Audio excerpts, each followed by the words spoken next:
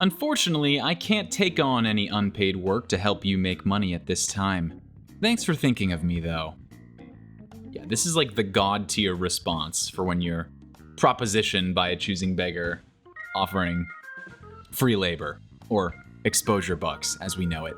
Hello everyone, my name is Adam and welcome back to pliplop. Alright everyone, you saw the title of the video so you know it's choosing beggar time. Let's get started. Tomorrow I'm opening my first grocery store in a Title I school. I doubt I sleep tonight. Imagine a parent between checks who can order dinner and breakfast for their family through our app and their child bring it home. I'm changing lives, man. No one does it like me. Just wait. So what a heartwarming post. Surely the comments are all nice and supportive. Let's take a look. This is so great, but so much of that food is toxic. Just look at the peanut butter. Compare what's in Jif to an organic peanut butter or Justin's. Please try to substitute out these name brands with healthier options if you can. God forbid schools be about educating students. One more thing to distract them, and God forbid people actually leave their homes to do basic tasks. All of this is terrible for you junk food. Maybe try and get some better items. Lot of heavily processed, high-sugar food there. Why won't you sleep? How hard is it to stack 4 shelves? Oh, all these comments really just brighten your day, huh?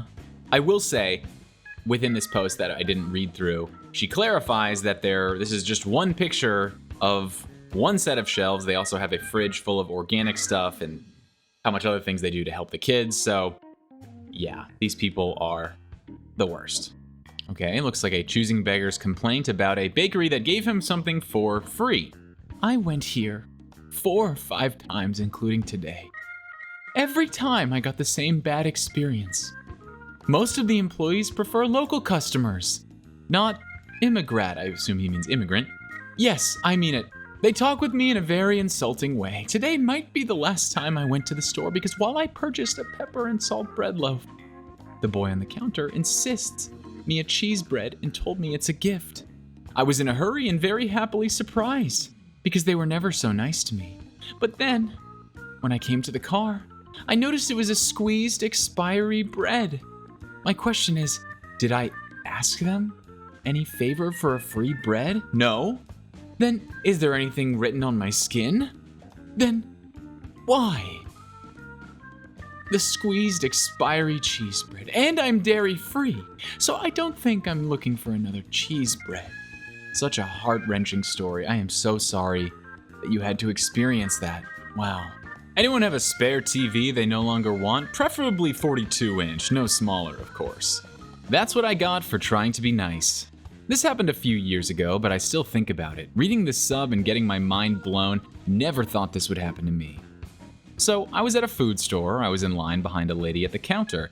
She tried to pay, but her card got declined. Asked the cashier to try again multiple times, but it didn't work, so she said, well, leave the apples then. I had some extra cash that day, so I said to her and the cashier that she could leave them and I would pay for her 2 apples and just give them to her. She said, oh, thank you, thank you, thank you. She then left and went back in the store. Me and the cashier looked at each other like, what is happening?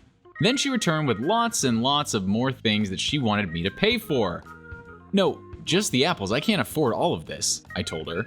She then started screaming about how selfish a-hole I was and how I was going to hell. She then left the store without saying anything because she was so mad. So much for trying to be nice. I have no idea this is the most blatant disrespect of someone offering you a kind gesture to literally turn around and go pick up more stuff for them to pay for. Unreal. Yes, it's available. Would you be willing to do 2 payments of $400? Looking for my first bike. No payments, sorry. I have the title clean in hand, so I want to sell it right out. I couldn't do 1K though. I only make about $800 every 2 weeks. I gotcha. Yeah, I might accept $800, but it would have to be a full payment. And leave me broke for 2 weeks? That would suck. I'm not making you buy the bike, bro. Maybe buy a bike that isn't 1,000.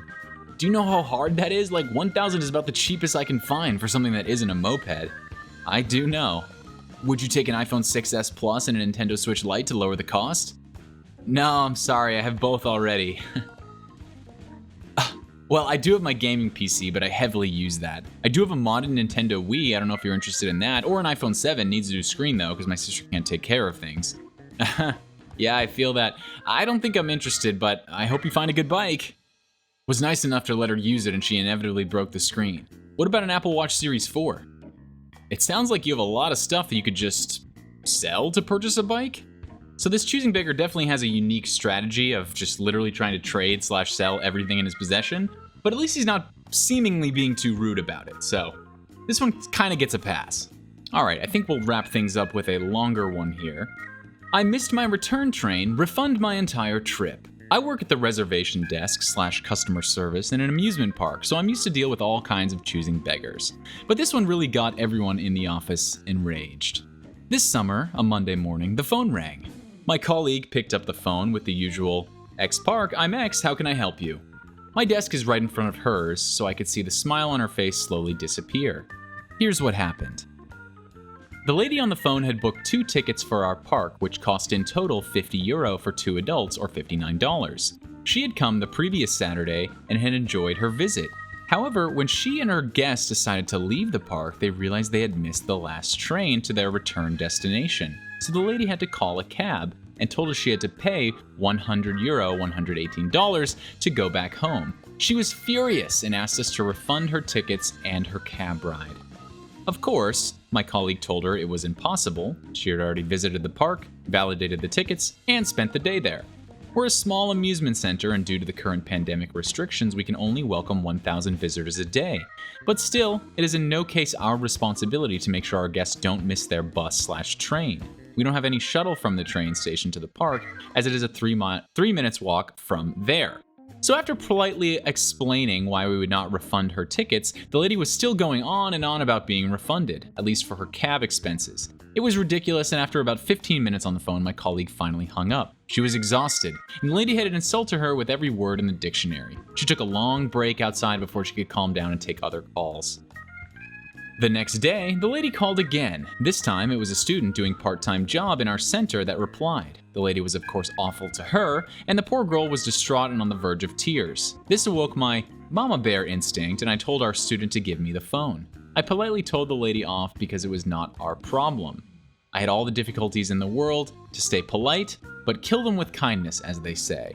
Then I offered hot chocolate to my poor student who was doing a very nice job, but had the misfortune to fall on the worst customer ever encountered in our center. 2 to 3 days later, our boss gets an email from the Office of Consumer Protection. The lady had called them and said we were disrespectful, called her a liar, and laughed in her face. Our customer services were terrible, and it was the worst she had ever been treated in her entire life. My colleague and myself were disgusted. My colleague had been nothing but apologetic and polite to the lady who was just screaming at her for 15 minutes. Same thing with my student and myself. Our boss was scared of the repercussions and sent an email to the lady. He offered a free entry for the inconvenience plus a free meal at the park, even though we had done nothing wrong. Later that day, the lady replied to the email, unhappy again. She said she would not use only 1 free entry. I have 3 children and my husband, so we need at least 5 tickets plus 5 meals. And the guarantee we will be able to come and go back home after the visit. This time, my boss was enraged. He told her to take the free entry or take nothing, and he didn't care what the impact will be. He enclosed the Office of Customer Protection to the email as well as corporate. We heard nothing more of it for a while, and our boss told us to blacklist her phone number and email address. Sometime after, our boss told us corporate had just let him know the lady had been permanently banned from the park. She had been very rude to them as well. She menaced them to call her lawyer and so on. This whole thing was just totally ridiculous. The nerve of some people. You really have to have a lot of time on your hands to go back and forth with an amusement park and try to get refunded and talk to the whatever it's called, consumer protection. Like, don't you have things to do? Anyway, we'll leave it on that one. So that's it for today, everyone. If you enjoyed the video, please consider giving it a like or letting us know in the comment section down below. And if you enjoy these types of videos in general, please consider subscribing. Thanks for sticking around, and we'll see you in the next one.